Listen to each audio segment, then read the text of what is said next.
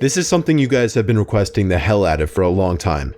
It took a lot of time, but I finally found 3 stories that take place during school lockdowns.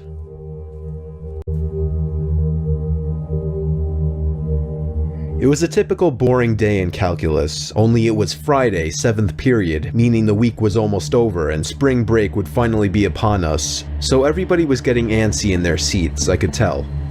We didn't have a test that day like a lot of my friends did with their other teachers, so our teacher in the middle of class just decided to start playing games with us on Sporkle.com. He was a very laid-back teacher like that. As we were doing some brand logo quiz on Sporkle, I remember the exact moment it happened. Right after my friend answered a question, I remember the exact answer too, Adidas. The dean's voice came through the loudspeaker. He sounded panicked and frantic as he told all the teachers this was not a drill and to go into lockdown. I actually got the chills and I got goosebumps on my arms as our usually laid-back teacher too seemed panicked as he ran to turn off the lights and ushered us to the back corner of the room.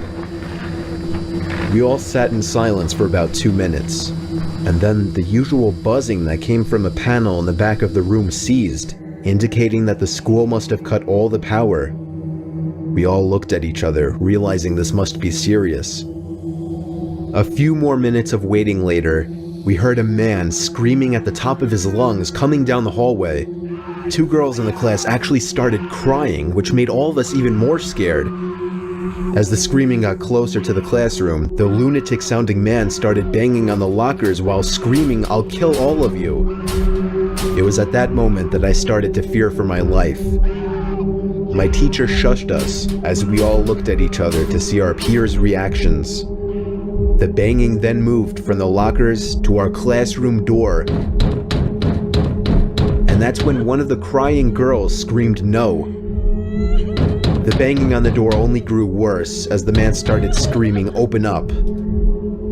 2 of the girls in the class were crying out loud now.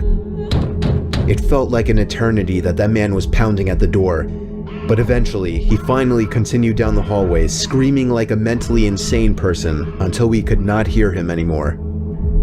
I'd say 10 minutes later, though it felt like half an hour given the situation, the dean came back on the loudspeaker explaining the situation, which was surprising for him to do. He explained that some apparently mentally unstable person entered the building and assaulted the woman sitting at the front desk, causing her to flee the building screaming, and staff wasn't sure if the man was armed or not. Now this was before the school had cameras or could afford proper security, so the school was wide open to something like this happening. The staff had done a sweep of all the hallways and classrooms and couldn't find him, so the dean instructed the teachers to resume teaching but to keep all the doors locked and to not let any students leave for any reasons. The most disturbing part, however, is that one of the janitors working the night shift found the man sleeping in one of the storage closets near the back end of the school, and according to rumors that were spread by my peers, sticking out of his pocket was a .44 Magnum. The janitor must have done something stupid to wake him up, for example, leaving the closet door open, because by the time a police officer could arrive on the scene, the man was gone. My entire class, as far as I know, to this day, has no idea if this man was ever found, but I like to think that right now, he's being given the proper help that he needs.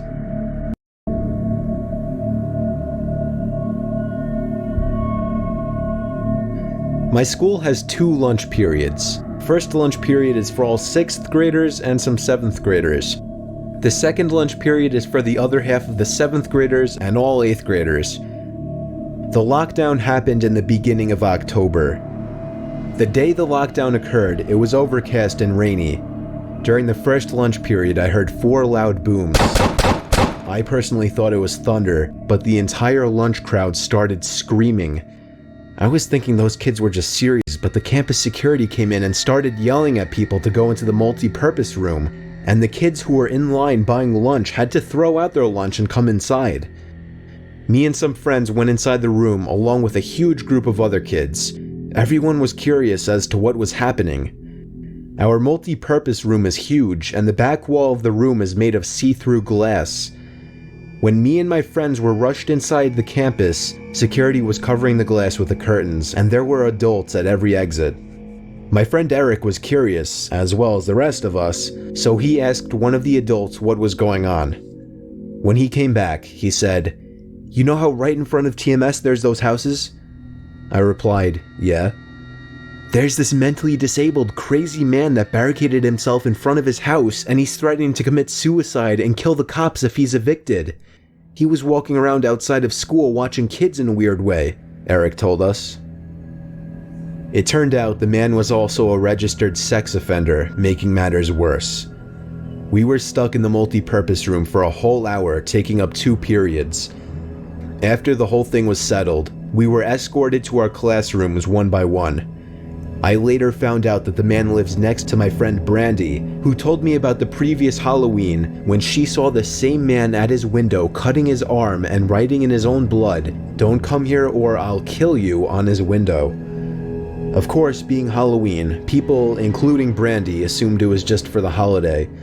But after this horrific incident, we knew this man was mental, and we're glad he never got near us.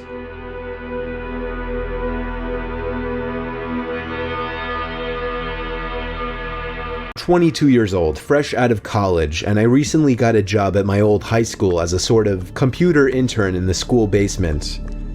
The basement of the school is very messy and disorganized, but there is a small 3-person office that's actually very nice down there.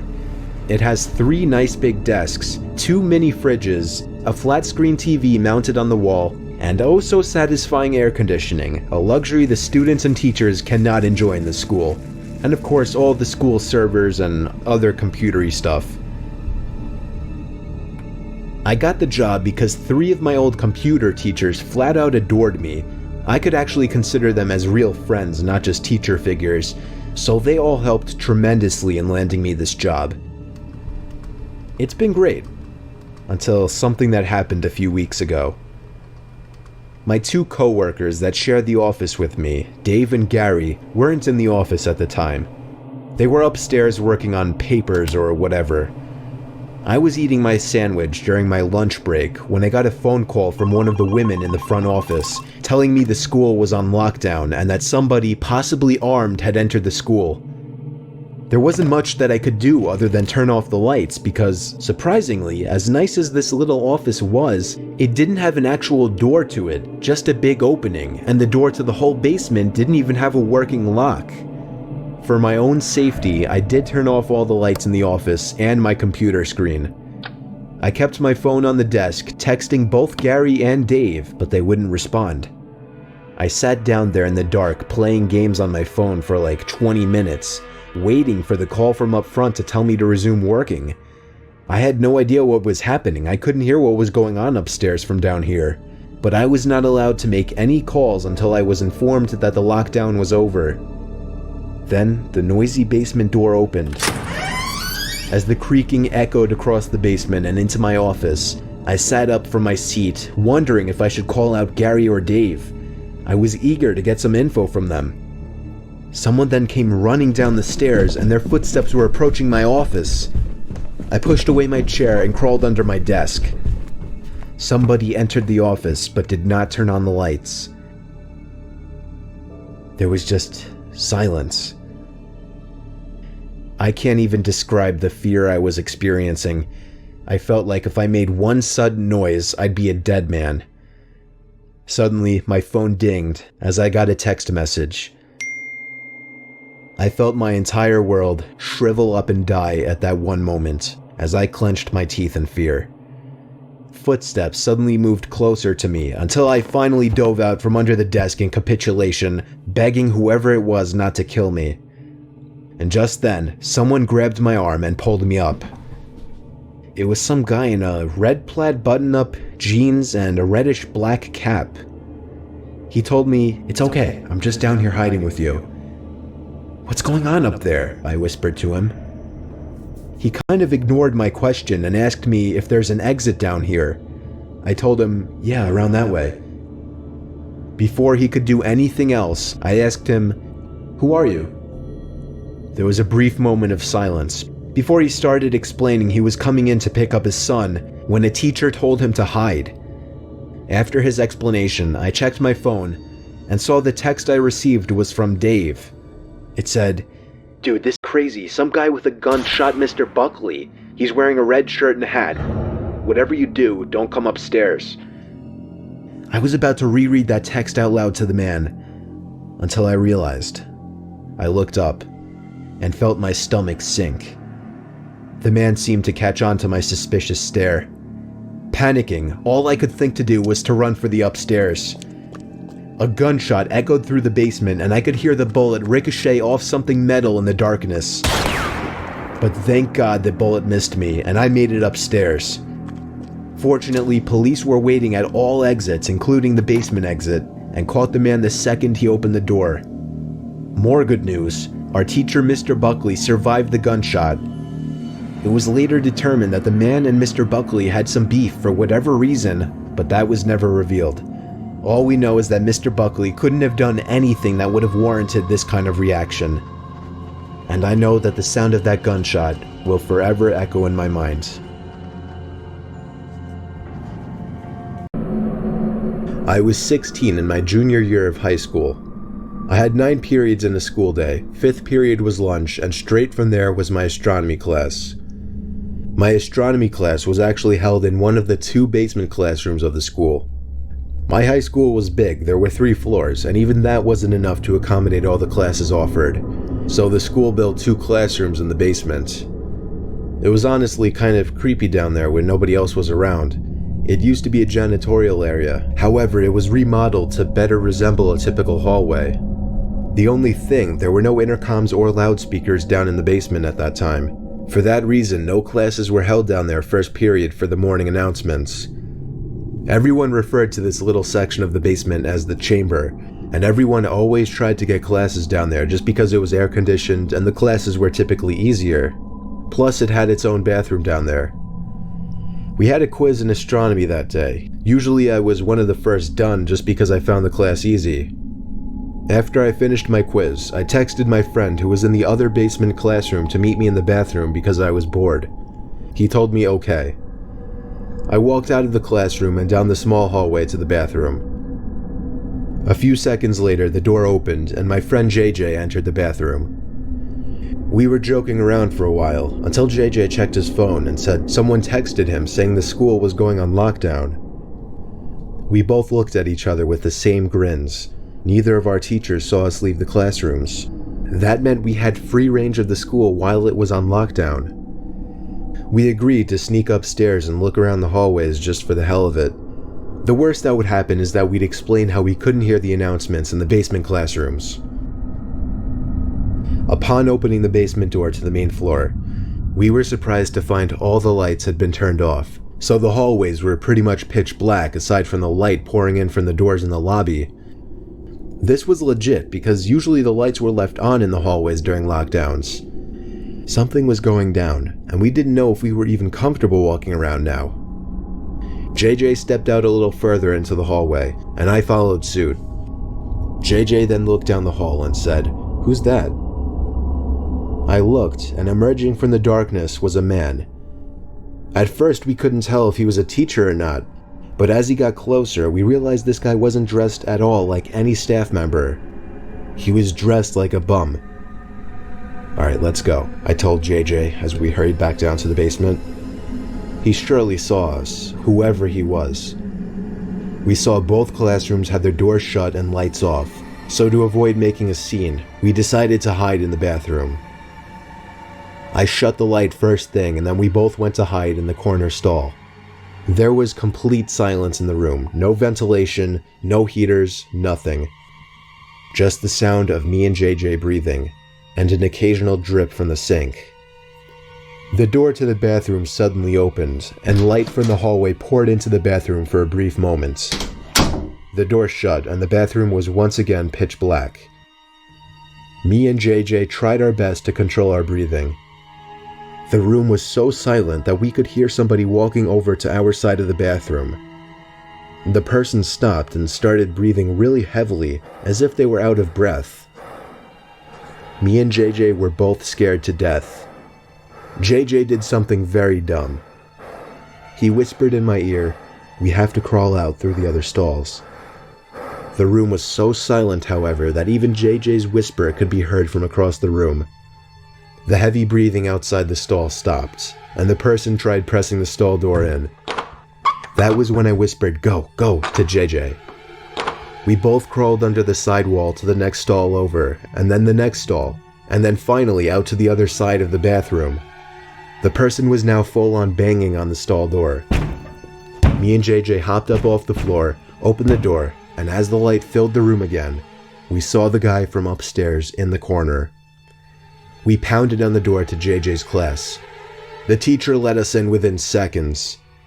JJ explained everything as the teacher locked the door, mentioning a gun sticking out of the man's pocket. I was shocked to hear this because I didn't see a gun, but I went along with it anyway. Usually a bunch of high school students would be laughing their asses off at two students causing a scene like this, but I noticed all the kids sitting in the corner looked concerned. A sudden bang at the door made everyone jump and a couple of girls squeal out of fear. JJ, the teacher, and I could see the man standing at the door, looking through the window while trying the doorknob. After a few bangs on the door out of what seemed to be anger, he turned and walked down the hallway back to the stairs. We don't know how much longer the lockdown went on for, but for over an hour we sat in silence in the room, other than the teacher occasionally asking me and JJ questions in a very concerned tone, shaking his head after everything we would tell him. Eventually, somebody from upstairs called the teacher and he instructed all of us to single file walk up the stairs and out of the building, where we would be greeted by cops. Me and JJ did the best we could at describing the man to the cops and to the dean. One of the cops patted me on the back and we were sent off to go home. After this incident, the school installed cameras everywhere and ramped up the security budget. This incident never got media attention, so honestly, we never found out if police caught the guy. I'm convinced that man had no other intentions but to kill us then and there in that bathroom stall.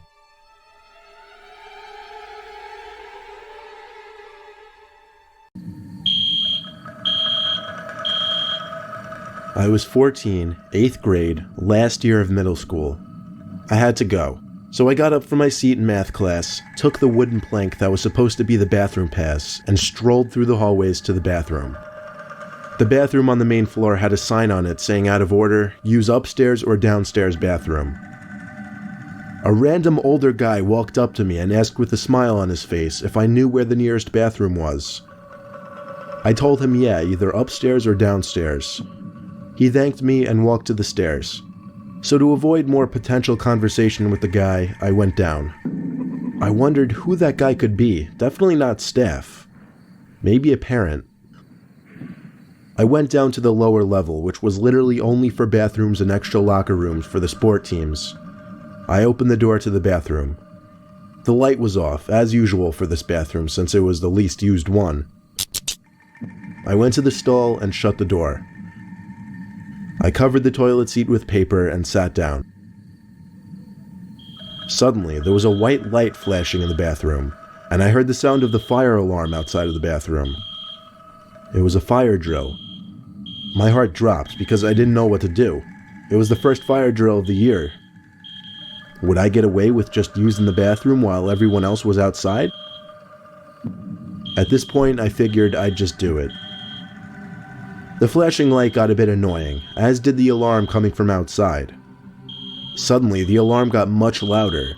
Then I realized it was because the door opened, and over came marching somebody right to my stall door. I saw their feet underneath the stall. I thought for sure it was a teacher coming to check the room for any students. They didn't say anything though. I didn't know if I should say something or not. I looked at their shoes. They were just facing the door. But I noticed they weren't just standing there. I saw through that dreaded 1-inch crack of the stall door that everybody hates, someone's face pressed up against it. Most apparently, a man's eye, open as wide as possible. Then there was a chuckle from the other side. I was breathing heavily now, heart racing too. I didn't know if I should scream or not. Then, the person got on his knees and stuck his head underneath the stall to look at me. It was that man from the hallway. When he saw it was me, he literally crawled under the door and into the stall and grabbed a hold of me, covering my mouth first thing. I remember he said things like, "Don't struggle and just relax." I didn't know what he was going to do to me. It was an unreal feeling, like my life was flashing before my eyes at such a young age, an age that you think you're invincible. Then, the fire alarm got louder again as the door opened. It was the principal's voice. "Is anybody in here?" I screamed, and though muffled through the man's hand, the principal heard it and came rushing over to the stall trying to open it. He screamed to open the door. The man let go of me, opened the door in the principal's face, and ran for it. The principal was a very old man, so he didn't chase after him. The school also didn't have cameras at this point, so as far as I know, the guy got away. The principal actually hugged me and was very emotional, telling me to come with him so we could call my parents. All my friends saw me almost in tears walking with my parents to their car. It was humiliating, but I was also just happy. The principal saw the man pull the fire alarm and run downstairs, so he slowly but surely made his way down there and checked the bathroom first thing. He unfortunately passed away 5 years ago. I still have great appreciation for that principal. He was my hero in a certain way.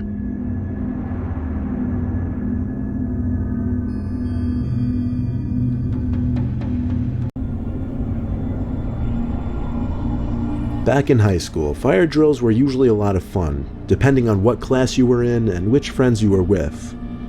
One particular dark, cloudy day during third period, my friends and I who were in the same class heard from the grapevine that there was going to be a fire drill this period. It was a Friday close to the end of the year, and there was really no work for any of us in our later classes. So we figured during the fire drill, we'd sneak down to the sump behind the school by the woods and smoke. We waited anxiously for that ear-piercing ringing to go off, and when it did, it was music to our ears. We looked at each other and laughed, and we were the first ones out of the class and down the hall. While everyone else on this side of the school was headed to the front entrance, we were on our way to the back entrance by the woods. We walked out in the middle of the crowd to the back section of the school by the basketball and tennis courts. We were pretty strategic about our escape. We made sure there were no teachers in sight and crossed through a narrow opening between the tennis courts and a line of bushes. That led straight to the sump. A couple of kids watched us and probably thought we were a bunch of weirdos, but it didn't matter. We made it to the sump, which was literally a giant hole in the ground surrounded by bushes and trees, right at the edge of the woods. It had a nickname, but I don't remember it. All I know is it was the place that everyone came to drink, smoke, and do other drugs at night. Kids even had bonfires there before. It was a really dark day.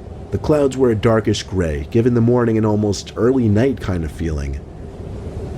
The breezy air hinted at a storm approaching too, which honestly just made it more fun for some reason. We waited until all the commotion up the hill quieted down, and we assumed everyone went back inside. Then we started talking and laughing. My friend went through his bag to get out that pipe and grinder. That's when I noticed something in the distance by the woods. It looked kind of like a person's face. A couple shrubs covered where the body would be, but what I saw just looked too much like a face. I looked away for a second to get my friend's attention and then pointed in the direction of it, but when I looked back, it was gone. They thought I was an idiot, but now that it was gone, I was like 70% sure what I saw was a person. The other 30% of me wasn't sure if I was just imagining things. It was very dark after all.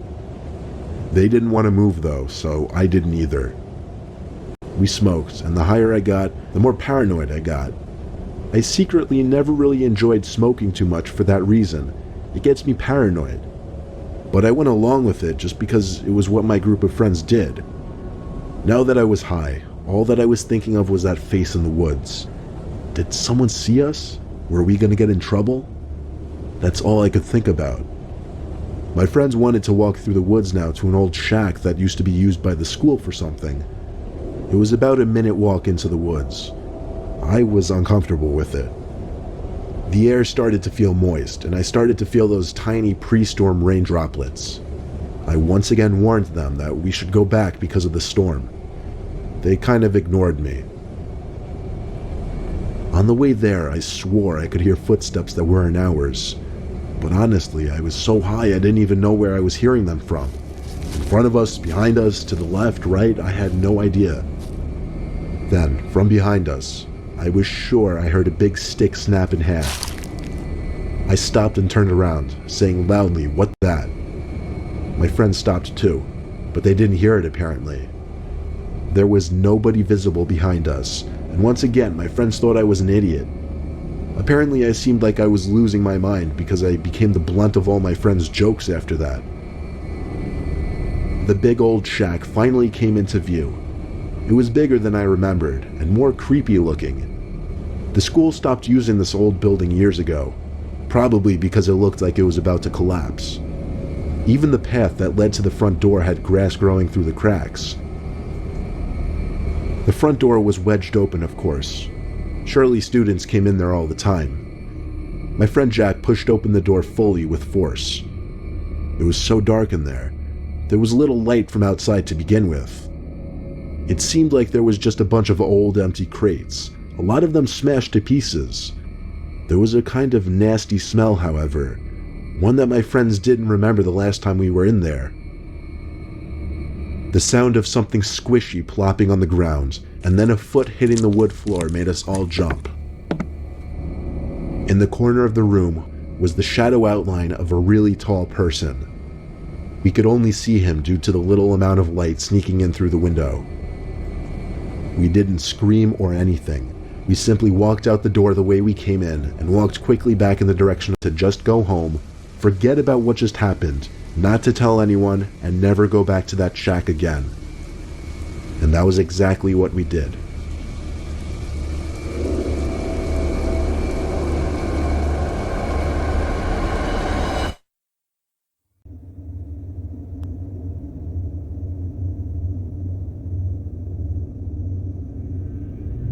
Our school had this door that led down to a half stairway to some weird dark hallway. A lot of students knew about it, but nobody really knew what was down there. The door only seemed to be open during fire drills, in which just about every door in the building is opened. My friend Kyle and I were particularly interested in finding out what was down there. I'll admit I was a pretty bad student in my first 2 years of high school, and I got into a lot of trouble. So Kyle and I planning to venture down there during a fire drill wasn't one of our dumbest ideas. We had 3 classes together out of 8, so our chances of being in the same class during a fire drill was pretty decent, and luckily it happened during study hall. So as the alarm rang, Kyle and I ran to one of the bathrooms, which already had its door wedged open with a door stopper. We hid in one of the stalls until all the commotion in the hall was gone and everyone was outside. Then, getting down those stairs was a piece of cake. There was a very dim light hanging from the ceiling. It gave off just enough light to see a doorway that led to another half flight of stairs, this one to complete darkness. We looked for a light switch but couldn't find one. We used the screens on our phones as light to navigate the dark. We found a door that had a "Do Not Enter" sign on it. Of course, what did we do? We opened the door, struggling at that nonetheless. It felt like it was 1,000 pounds, and it scraped along the floor as if it had fallen off its hinges. When we managed to get it open, we found just a small, square room, maybe 100 square feet. The room wasn't silent though. There was a little clicking sound, kind of like a metallic dinging. It was coming from a vent in the corner. We had to see what it could be. Maybe an animal or something. But as we went closer, we started to hear grunting and groaning type noises. Kyle dared me to hover the screen over the vent to see what was inside. I really wanted to know what was in there, so I did. I pressed the screen of my phone up to the vents and got on my knees. Now I could hear breathing. I pressed my ear up against the vent and immediately felt something grab onto my ear. I screamed in a panic, and Kyle quickly came and pulled the hand off my ear. I jumped away from the vent first of all, and saw a hand reaching through it.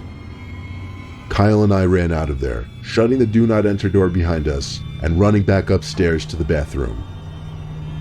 The next day, Kyle and I went to talk to the janitor, Tom. He was one of the janitors who didn't really give a crap about his job. He didn't even seem angry about us going down there. He just asked what we were doing.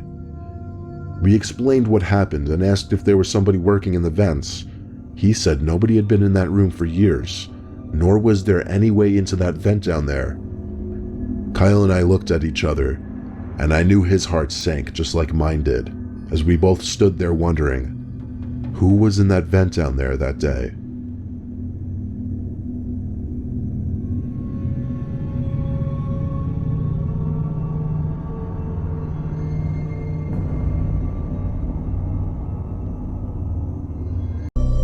I used to be in the Darien School District in Connecticut during my middle and high school days. It was a wealthier district, and a lot of field trips were offered to the students. I was a member of the chorus, and every year we'd take at least 1 or 2 optional field trips as a class. The year in question, in which I was a sophomore, we took a trip to Woodloch Pines Resort in Pennsylvania. The bus ride there took a few hours. I was with my friend Landon. We were going to be sharing a room. From the moment we got there, we figured it was going to be pretty dead. It was November after all, so it was cold up there.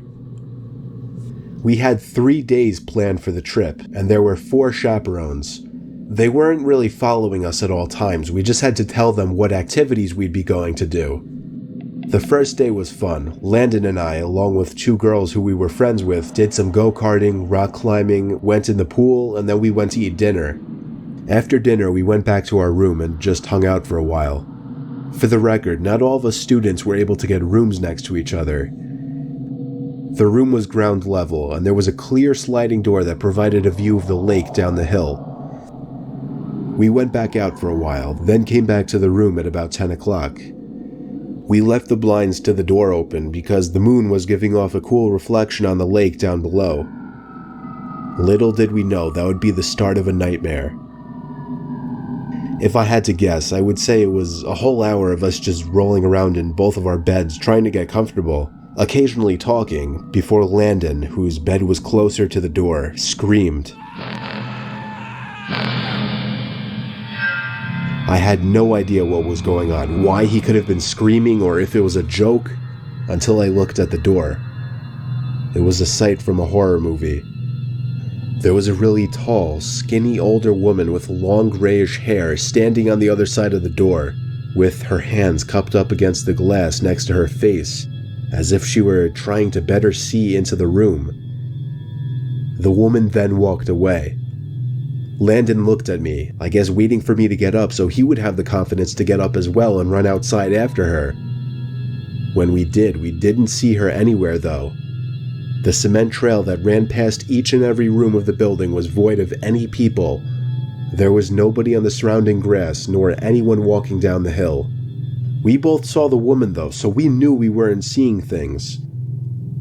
The next day we didn't tell any of the chaperones, but we told the 2 girls who we were friends with. Night came once again after a long day of many activities. We entered the room through the back door and made sure to shut the blinds this time. Landon fell asleep before me. I fell asleep around half an hour after him. I woke up to silence. I couldn't tell if something had woken me up or not. All I knew is that I didn't feel right. I sat up and whispered Landon's name to see if he was awake. He didn't answer, so I turned to the left out of pure instinct and curiosity to look at him. But I couldn't see him. Something was blocking my view of the other bed. I looked up, and towering over my bed was the tall old woman. She took 2 steps back as she said, "Your back door was unlocked," before turning around and walking outside. I was frozen in that bed, except for my shaking. I woke Landon and told him what happened. We locked the back door, shut the blinds once again, and agreed to stay up the rest of the night. It was already 4 in the morning, so we wouldn't be losing much sleep. By 8 o'clock, we went to the dining hall to eat breakfast. When we got back to our room building ready to tell our chaperones, we could see the old woman through the glass of the neighboring room. She was sitting on the bed, hands folded, sitting up straight, facing the door, facing us. We ran to the front desk in the lobby building to report her to the staff instead of the chaperones. It was weird, none of them really knew what to do in the situation. Eventually, we persuaded them to come to the woman's room with us. There, they found the woman sitting in the same position, along with an older man sitting on the other bed, looking up at them as they entered. Apparently, the woman had some kind of mental disorders, but the man wasn't all there either. There was something very off-putting about him, and they just weren't the kinds of people that you'd expect to see at a family-friendly resort. The staff wouldn't kick the two out like we hoped, though, so we told our chaperones. Long story short, after a lot of arguing between chaperones and staff, we had to end the trip early, and we all went home. Me and Landon were just happy to get out of there.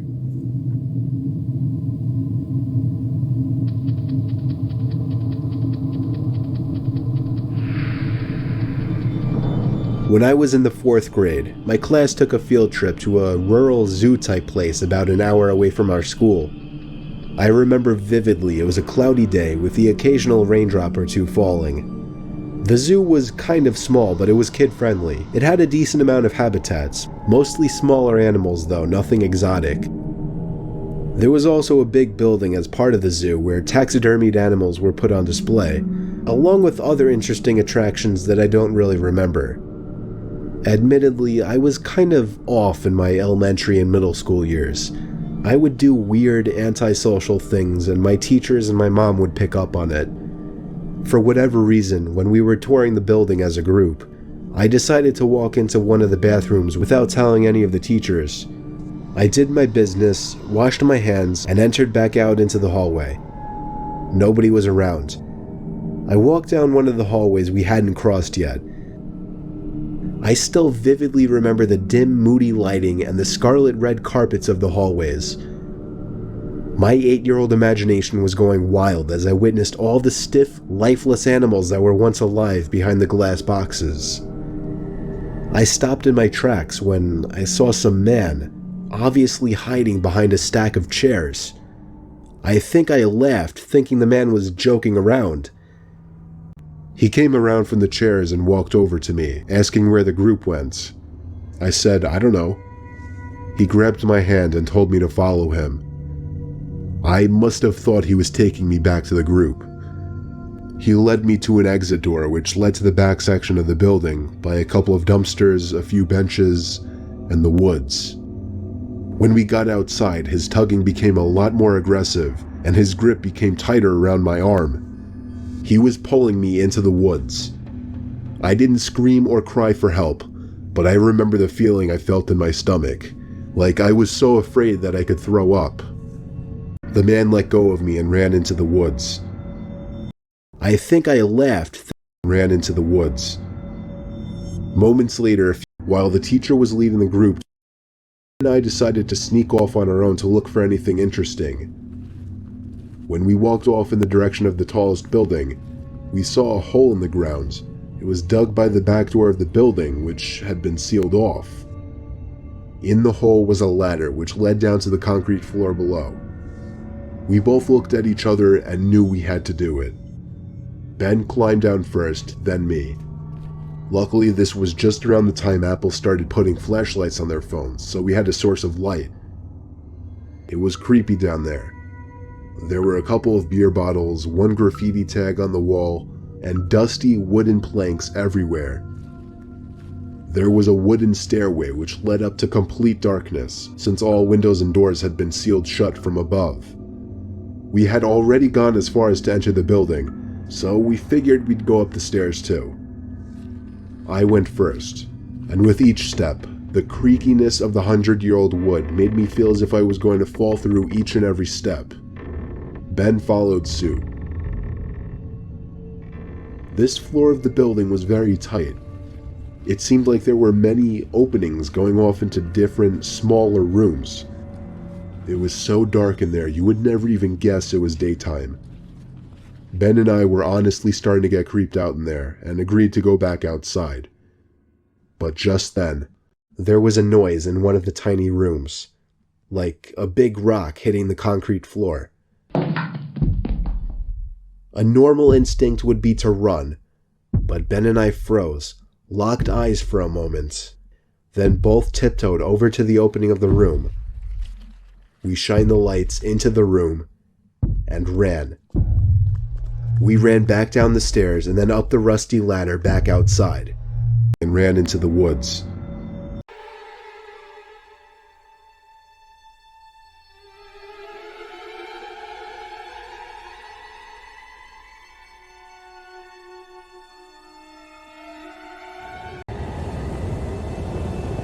I'm a retired New Jersey police officer. Throughout my 20 years in the force, the most disturbing call I ever received was for a school lockdown happening at a nearby middle school, of which I'll leave out the name for legal reasons. It happened on a stormy, dark day. My car number was called on the radio to respond to a lockdown, where a suspicious-looking man was seen stepping out from a white van parked behind a school and walking into the back door by the boys' locker room. I pulled up to the back parking lot of the school, right next to the white van. Nobody was inside and all the doors and trunk were locked. I opened the red back door that entered into the gym hallway, right by the locker rooms. The main lights had been turned off, so the whole inside of the school was dark. I unholstered the flashlight from my belt and used it to navigate the halls. I made it to the lobby of the school, where a woman emerged from the front office quietly, telling me to check the boys' locker room but to be careful because the person might be armed.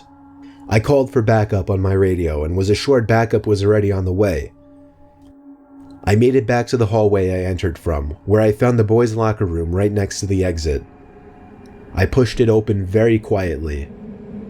There were no windows in the rooms, therefore there was no light whatsoever in that locker room. Only the light provided by the flashlight. There was a white noise in the room, some kind of vent on the ceiling blowing air, but even over that, I was hearing faint scratching type noises or little dings on the locker doors from the other side. I was supposed to make my presence as a police officer known, but honestly, I was just too scared. The tension in the room was insane. I held my flashlight in one hand and my gun in the other as I snuck to the other side of the locker room. It seemed like wherever I was in the room, the dings and thuds would be coming from the other side. I was standing in the corner of the locker room, right by the door to the bathroom, when the sound of someone slamming a locker door from another room made me jump out of my skin. I went in the direction where I heard the slam, to find out that it was from the boys' football team locker room. There was no door separating the main locker room from the football locker room. The lockers in here were also 3 times the size. I finally had the nerve to make my presence known by shouting police. After shouting, a kid started screaming help from somewhere in the room. It was very muffled though. The kid pounded on a locker door on the other side of the row I was in. When I found out that the boy was trapped inside of a locker, I felt sick in my stomach. I told him I'd be right back, once again calling for backup while running outside to where the white van was. It was gone. My biggest mistake was not getting the plate number first thing. I told dispatch to be on lookout for a suspicious white van. I ran back into the school and instructed the staff in the front office to end the school day and to send somebody with a key to the locker room to get the boy out of the locker. The boy was held by the man with a knife on his back, as I speculate the man was quietly trying to get the 12-year-old boy to his van. The boy was bleeding on his arm from the man cutting him while resisting. The man's van was spotted a week later in a 7-Eleven parking lot, where he was arrested after being properly identified.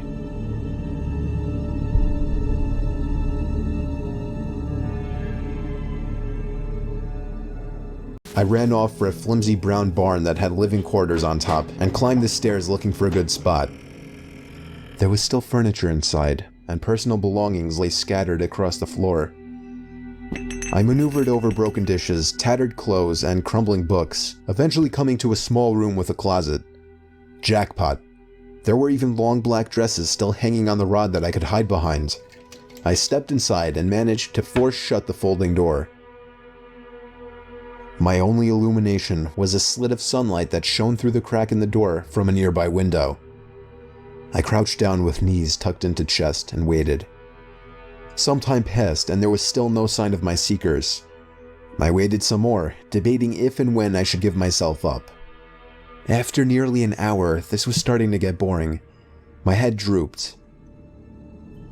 I awoke with a jerk. It was pitch black. Drowsy and confused, I forgot for a minute where I was or what I had been doing. As it came back to me, the realization that it was now nighttime and that I had been abandoned here filled me with sinking dread in the pit of my stomach. I tried to get up, but a sudden cramp in my calf kept me grounded. I squirmed about, waiting for it to pass, when I heard a door slamming shut downstairs, and instantly froze. One of my cousins? There was a brief period of silence, then footsteps at the bottom of the stairs. But not just footsteps, a thud too. After every other step.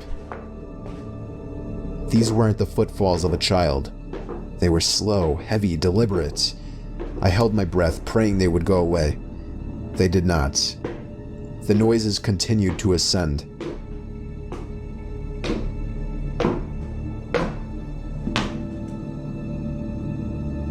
After another moment of silence, the walking resumed, this time along with a steady scraping sound, like something heavy being dragged across the floorboards. The footsteps made their way through the debris and wandered aimlessly through the various rooms. I thought I could smell something faintly putrid. The constant scrape sent cold shivers coursing down my arms and back. My worst fears were realized when the steps reached the bedroom doorway. They got closer and closer and finally stopped directly in front of the closet door. I couldn't see a thing. After an agonizing pause, they continued on over to the other side of the room and out the doorway again. They faded away down the hallway. I waited for what seemed like an eternity. There were no more sounds now, and I was trying to build up enough courage to open the door and flee. 3 things happened simultaneously just then. I was bombarded with a smell I can only describe as fresh roadkill. I heard raspy breathing behind me in the dark closet, and I felt hot breath against the nape of my neck. That was enough for me to hurtle myself out from the confines of that nightmare space, relying on memory and scant moonlight to navigate through the darkened house. All the while, I heard footsteps chasing behind me, closing in with terrifying speed. It was a clumsy, torturous escape full of trips and bumps and blind stumbling. I never looked back, at least not until I had burst out the front door and into the country night. And when I did turn around, I saw absolutely nothing. There were no more footsteps and nobody was chasing me. That didn't stop me from running though, all the way back to my aunt and uncle's house. So I did end up going. I crossed through the forest with a flashlight and eventually passed the fence that led to the park and saw lit up carnival rides everywhere. A Ferris wheel, a mini roller coaster, some of those big spinning rides, and of course concession stands and carnival game booths. It was late enough where it wasn't very crowded. There was also a big circus tent with the red and white stripes where I saw some people entering. I poked my head inside, where I saw 4 rows of people in the audience, and on this mini stage were 3 clowns performing tricks. One was on a tricycle, one was juggling, and the other was just dancing around. Then the dancing one noticed me poking my head inside the tent, and he skipped over closer to me and started waving his index finger, signaling for me to come closer, or to come onto the stage. I didn't really know. All I knew is I didn't want to do either, and so I walked away. I ran into a friend at one of the carnival games, and I hung out with him for about half an hour. Pretty soon the carnival was closing down and everybody was starting to leave. I said goodbye to my friends and made my way towards the woods again. I was near the fence when I heard, "Psst." It came from behind me. It was one of the clowns. The clown that was waving me over earlier. He asked me if I wanted to check out the backstage area of the circus tent and some of the cool things the guests cannot see. I said no very quickly and walked into the forest, looking back every few seconds to make sure I wasn't being followed. And I wasn't. The clown just stood there watching me, with the painted-on smile on his face making the situation even more disturbing. When I was out of view, I began to run for a bit before I was confident he wouldn't be able to find me. I was not going to tell my mom what happened because I loved being allowed out whenever I wanted, and I feared that this might ruin that. It's a half-mile walk through the woods. I was probably 3/4 of the way there when I heard it again. Psst. This time, I immediately felt sick when I heard it. I turned and saw the same clown walking out from the darkness of the woods into the light of my flashlight. When he was close enough, I threw the flashlight at him and ran for it in the direction of my house. I heard him close behind me until the road was visible. Then I heard him turn around. Ever since I was first greeted with one at the age of 5 at a county fair. On a cold Tuesday night in November during break, my parents were on vacation and my sister and brother were out for the night. My friend, who I'll refer to as B, wanted to come over so that we could walk to the fair a couple blocks away. So he did. We walked to the fair, which happened to be in a big empty parking lot. We walked around for a little while and played some of the carnival games. Then we ran into a clown. He didn't speak, he just smiled, bopped around, and made silly hand motions. He resembled more of a mime than a clown. And he seemed to inch his way closer to us every few seconds. Me and B laughed, B patted him on the shoulder, and we walked away. That was weird, I told B. That was more creepy than weird, said B. We were walking back to my house now on the sidewalks of the quiet Tuesday night neighborhood roads. And that's when we heard something from behind us. It was a pair of footsteps. We turned, but didn't see anyone. This continued for another few minutes. B said he was freaked out and was gonna go home, but I convinced him to stay with me and hang out at my place, honestly because I was scared now. We were sure we were being followed. About 9:30 p.m. when I started to walk home. The moon was just starting to light up the road, and the sun had completely set below the hills. There are no other houses between the lumberyard and my house. Our town is very rural. The road home has hills that peak high enough that you're unable to see what's on the other side until you crest it. The road is skinny with no shoulder, but it was freshly paved. The trees stack one by one behind each other in a row, and vegetation is thick with a few game trails coming out to the road. Crickets and frogs sound like an orchestra. The walk home usually takes about 30 minutes.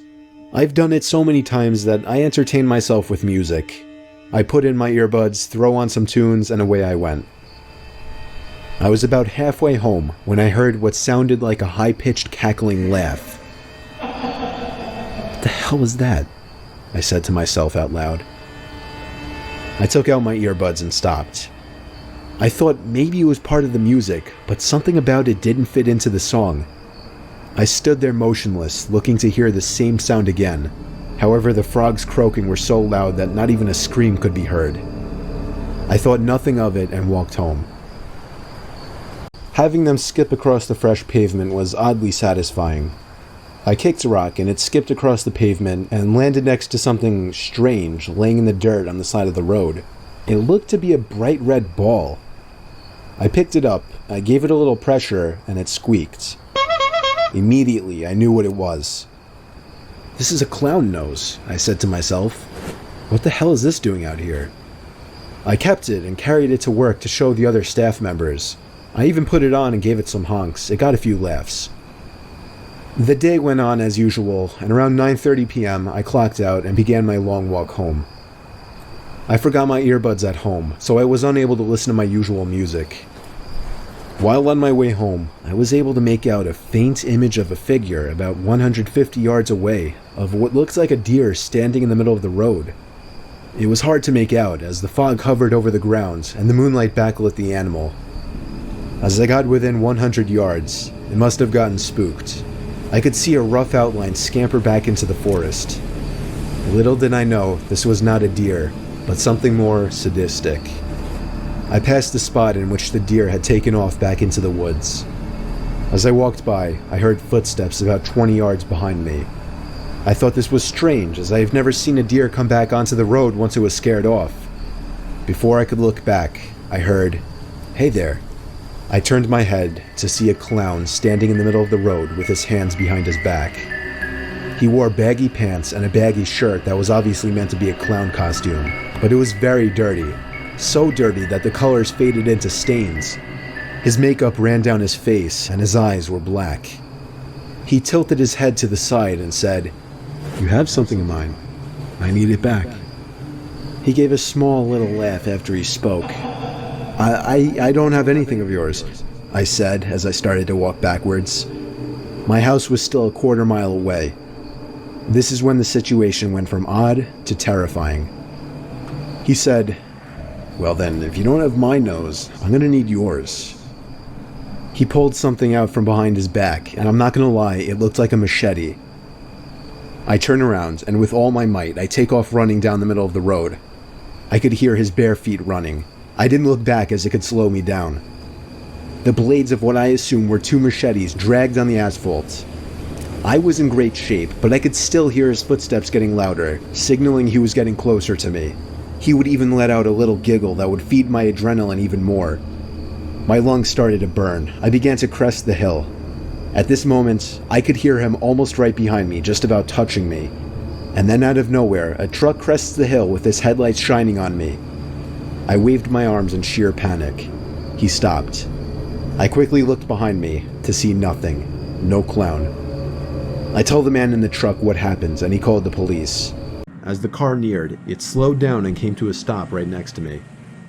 The man driving the '98 Ford Explorer rolled down the window and asked where you headed.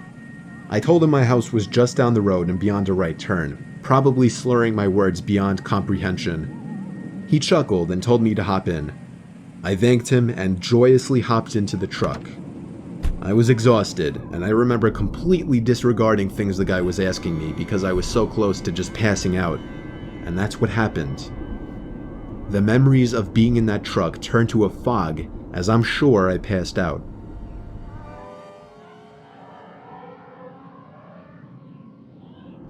The next thing I remember, I woke up still in the moving truck. The guy looked at me and laughed, but didn't say anything. I looked around and realized the road we were on wasn't familiar. I nervously asked, where are we going? He then said, "So what were you doing out this late anyway?" As the man answered my very straightforward question with another irrelevant question, the sobering reality of the situation hit me. You can let me out anywhere," I told the man. The man responded with a firm no. I felt like throwing up as he said that. No, I really actually felt like I was going to throw up. I started to gag as I felt more and more nauseous by the second. The man took his eyes off the road to look at me, and that's when I thought of the perfect distraction. I turned in his direction as I continued to gag, and he started to kind of lean away and slow down the car. Thankfully, I drank as much as I did because I finally threw up and made a point of doing it all over the man's lap. The man yelled in frustration and stopped the car, and that's when I took it upon myself to run for my life into the woods and duck behind a few bushes. The man came following into the woods with a flashlight, and on 2 separate occasions, he shined the light straight over me without noticing. Eventually, I heard his footsteps walk even further into the woods past me. That was when I ran back to his truck, but unfortunately, he was smart enough to lock it. So it also made it more fun to have the woods as an added hiding spot. I failed to get the simplest information from the guy that would have allowed me to actually properly report him. All I knew was that he drove a faded blue '99 Ford Explorer. This was the perfect opportunity for me to run for it. Then, the most unexpected happened. The sound of a shoe on freshly fallen leaves and twigs snapped from right behind my ears, and before I could even turn around, I felt 2 hands grab my shoulders with a very strong and tight grip. I squealed in pain for a bit and screamed stop, managing to escape the grip and run for the checkpoint. I didn't make it to the checkpoint anyway though, because I ran into one of the seekers right at the backyard gates. And of course, the woods were off limits. I was a young child, but my adrenaline was rushing now. I wanted to get closer immediately. I shut off the lights and TV, took my airsoft gun as a mock weapon, and hopped the backyard fence over to the abandoned house's backyard. I knew the back door was left unlocked since I had been in there before with friends. I simply opened the back sliding door quietly and crept inside just a bit to listen for any more sounds. There was a weird, steady, creaking type noise. It was very low, but it was evident. It was also as dark as it could get in there. I flicked on the light attachment on my airsoft gun and aimed it in front of me, actually feeling pretty cool for a moment. I now stepped fully into the house, and the sound grew louder. I scanned the living room, completely empty, as were the other rooms on this floor. I crept over to the basement door, which was open. The sound was coming from down there. I felt my heart begin to race, and my gut instinct was telling me to turn around and leave now. But I guess my teen boy adrenaline and curiosity got the better of me. I took one step at a time down the stairway as the creaking sound got louder, and when the opening to the basement finally became visible, I aimed the gun light around the room. I froze when the light landed on something that was moving. It was a rocking chair. I got a serious pain in my stomach when I saw the back of somebody's head sitting in the rocking chair. When the light landed on them, the chair stopped rocking. I ran up the stairs, slammed the basement door shut, ran outside, slammed the back door shut, and locked and ran into the woods. On Halloween, some big abandoned mental hospital in our town is always infested with rowdy teenagers drinking, graffitiing, and making a mess with silly string. Eventually the town caught wind of it, and one particular Halloween, when my friends Rye, Carl, and I wanted to go exploring, apparently the town barred off every window on the first floor of the building. Security of the perimeter was also ramped up drastically. We found out the hard way after cutting through the woods and seeing security telling a mob of teens to go home. We didn't give up there though. We snuck around the perimeter through the woods to another side with no people. Then we hopped the fence and started looking for a way in. That's when we found out that all the windows had been barricaded with carbon steel bars. We heard commotion all around us, but managed to stay under the radar. We didn't want to give up though, and through our determination to find a way in, Rye spotted one window that wasn't boarded up with steel, but rather wood planks. We all had boots on, so kicking the plank in seemed plausible. However, the window was simply too high to kick up at, so Carl and I lifted Rye and actually used him and his boots as a sort of battering ram. The wood was wet and apparently rotted, so it actually snapped rather easily. After that, we simply ripped off the remainder of wood, and boom, we had our way in. We had to hurry though, before security might see. We gave Rye a boost up since he's the shortest. Then Carl and I leaped up to the ledge and squeezed in. There was junk and debris everywhere, so I took some long, flat piece of wood and covered the window with it to hide our way of entry. After that, we were all alone in a giant, abandoned psych ward to explore on Halloween. Carl brought a few cans of spray paint in his backpack that we planned to use. First, we had to find a good spot to use them. Carl also brought 3 flashlights for us since, of course, it was pitch black in there. It was also weird stepping out from the cold, windy outside with the commotion and yelling going on to the scarily dead, silent interior. We planned on going to the top to possibly get to the roof, so we looked around for the stairs going through the dead, silent hallways. It really seemed like we were the only ones who found a way inside. We eventually found the stairs and climbed like 10 half flights of stairs to, I guess, the 6th floor. However, there was one more floor, the roof level, but the stairs in the hall we were in didn't lead up there, so we had to begin our search for the separate stairs to the roof level. As we were in a long, creepy corridor, there was suddenly a huge bang down the hall. We all aimed our flashlights down there, but the hallway was too long to truly see anything all the way down there. Apparently we weren't the only ones in this building. We tried to stay clear just in case it was security, so we went the opposite direction. We checked the whole hallway, then turned down some intersecting hallway area. I was in the back, so I would occasionally just glance behind me, just because it was a dark, abandoned building. A little after turning a corner, there was a crack in a piece of wood behind me. I turned since I was the only one to seem to notice it, and right there was someone peeking their head from around the corner, looking at us. But when I noticed them, they disappeared down the other hall. I called out, "Yo." I'm not really sure if it was directed to my friends, to the person I just saw, or both. My friends stopped and looked back. We went back to the corner where the halls intersected to look down that other hallway, but the guy I saw wasn't there. My friends didn't know whether I was joking or not, but at least now I knew we weren't alone in there. Eventually, we came to a part of the hall where 90% of the floor was missing, minus a very small strip still left intact. Rye insisted we were going over that, and volunteered to go first. After looking down the hole and realizing it wasn't that much of a drop, I was okay with it. It dropped into what appeared to be a bathroom, or at least what once was a bathroom. To cross, we pressed up the front of our shoes to the wall and grabbed onto a pipe that ran up the upper wall as support. I crossed last, and my two friends apparently didn't wait for me, because they disappeared down the hall as I called for them to wait. I then slowly started to cross the extremely narrow bridge between the two sides of the hole, when suddenly, I felt something grab the back of my shoe. At first, I thought it was one of my friends messing with me, but that didn't make sense. They couldn't have gotten down there so quickly. I had no free hands to be holding my flashlight though, and my friends were already gone down the hall, so I was almost in complete darkness and couldn't see who or what was trying to pull me down into that hole. I screamed for my life, so loud it could probably be heard throughout the building. My friends came rushing back, and as light once again poured into the hole, the grip on my leg was released, and then there was a sound of running from down below. We didn't try to go down there and fight the guy. We didn't even look down there to see how he could have reached me or if he was even still there.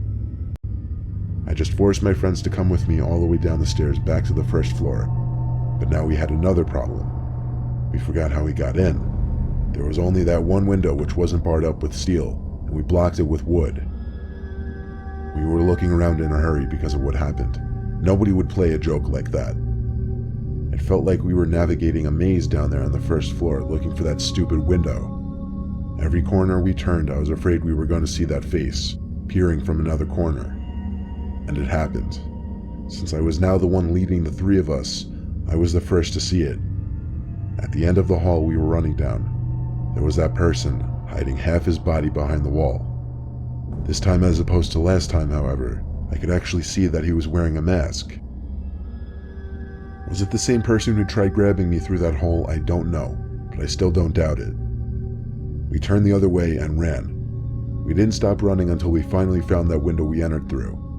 Climbing out was easier than climbing in, and by the time we got outside, it seemed most of the commotion going on outside was gone. Security seemed to have kicked most of the people off the premises. We could have found a security guard and warned them of a potential psychopath in the building, but that would risk us getting busted. So instead, we ran back through the woods to the car. The rest of the night, we hung out in a parking lot, and that was our 2016 Halloween.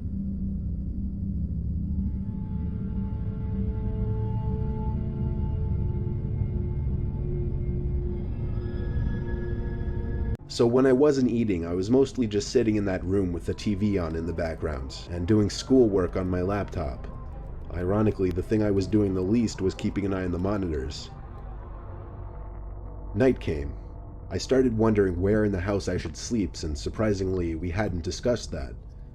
So I sat back down at the desk and looked at all the different rooms on the screens to see which rooms had beds or couches. I noticed something I wasn't expecting to notice though. The back screen door was open downstairs. I didn't remember it being open. I looked through each and every camera screen in a panic. In the living room, a closet door was open. This one I knew wasn't open earlier. I texted my dad to call the man and ask him if he came back home. Meanwhile, I continued watching the screen. On the grainy, dark image, a tall person who resembled only a black shadow on the screen stepped out from the closet. I pulled my arms off the desk as I covered my mouth with my hands in shock. As I did this, however, my left elbow pulled some heavy object from the desk onto the floor, creating a big thud. The person in the image very clearly moved their head up to the ceiling as a response to the noise. They went for the stairs, walking up very, very slowly, step by step. Meanwhile, I got a text back from my dad saying, "No, he's not. I just spoke to him half an hour ago. Why?" I got so caught up in my phone texting my dad to send help that I didn't even pay attention to the monitor. There was a knock at the door. I looked at it and then the screens. The first screen I laid my eyes on was the one showing the person outside the door to the room I was in. When I remembered that door had no lock, the only thing I could think to do was jump out the window into the bushes below. I ran halfway down the block and then stopped when my dad called me. I had him call his friend and ask him if he was expecting somebody in the house. The man said he had no relatives or friends who had his key or would ever let themselves into his home. so he called the cops and had them review the footage. I got to watch all of it, and it showed everything. From the moment the intruder broke the glass to the backyard door, to the moment I jumped out the window and him running away shortly after. The intruder was never found. The footage was just too dark to identify his face.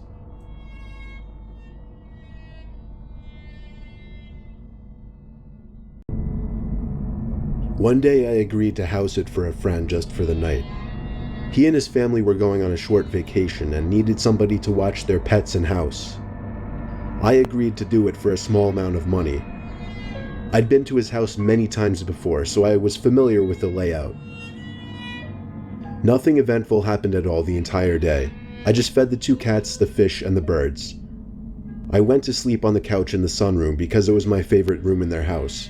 It was a tiny room surrounded by windows with a big TV mounted on the wall.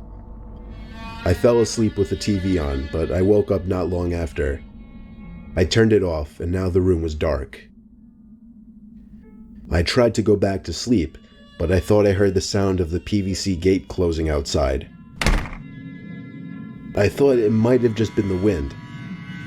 The room had windows surrounding it in 3 directions, so I was basically looking around in a circle out into the darkness. I sat back down on the couch when I calmed down, but I heard a leaf crunching outside. That's when I knew someone was out there. I took another look outside. There was literally somebody pressed up against the glass to the window behind the couch. They were looking in, but I didn't know if they could see me or not. I yelled as loud as I could at them to fuck off. I'm not a big dude, but whoever this guy was appeared to be, so I wasn't going out there. Shockingly, this didn't scare the person away. In fact, they walked over to the back door and tried the doorknob. I ran to get the phone, and then I yelled into the sunroom, "I'm calling the police." Thankfully, this worked. He ran off. I didn't actually call the cops though. Instead, I texted my friend just to let him know of an almost break-in.